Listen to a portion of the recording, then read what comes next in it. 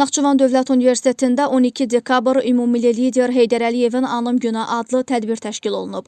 Əvvəlcə universitetin elmi kitabxanasında Heydər Əliyev ürəklərdə əbədi yaşayan dahi şəxsiyyət adlı kitab sərgisinə baxış keçirilib.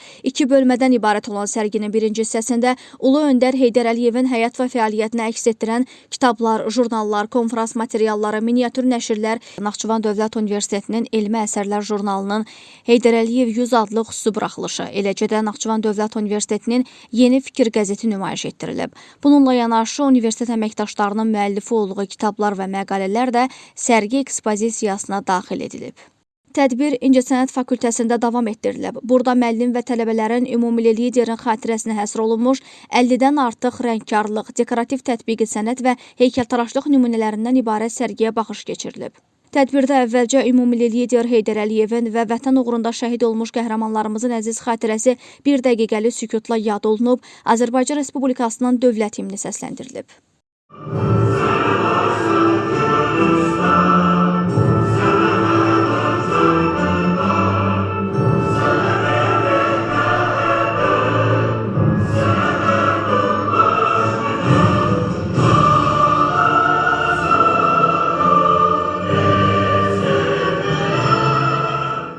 Naxçıvan Dövlət Universitetinin rektoru Elbrus İsayev çıxış edərək, dahi şəxsiyyət Heydər Əliyevin şərəfli ömür yolundan, vətən və xalq qarşısında misilsiz xidmətlərindən danışıb.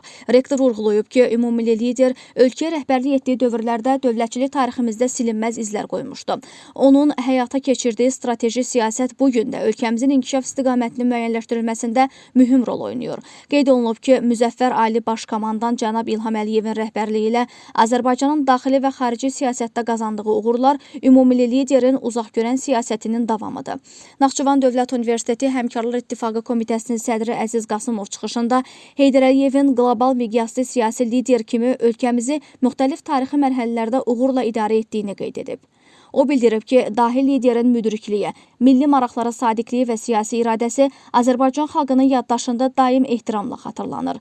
Tarix Filologiya Fakültəsinin tarix ixtisası üzrə 4-cü kurs tələbəsi Əziz Vəliyev çıxış edərək, Ulu Öndər Heydər Əliyev irsinin gənclər tərəfindən böyük fəxarət hissi ilə yaşadıldığını vurğulayıb. O, bu istiqamətdə Naxçıvan Dövlət Universitetində aparılan fəaliyyətlərin gənclərin formalaşması və gələcək karyeraları üçün mühüm əhəmiyyət kəsb etdiyini qeyd edib. Tədbirin sonunda 12 dekabr ümumilli lider Heydər Əliyevin Anım Gününə həsr olunmuş videoçarx nümayiş olunub. Bəzən elə düşünürdüm ki, o ağır illərdə Azərbaycanda gördüyüm işlər sonra hamısı batıb gedəcəkdir. Ancaq bugün mən xoşbəxtəm. Bugün mən öz taleyimə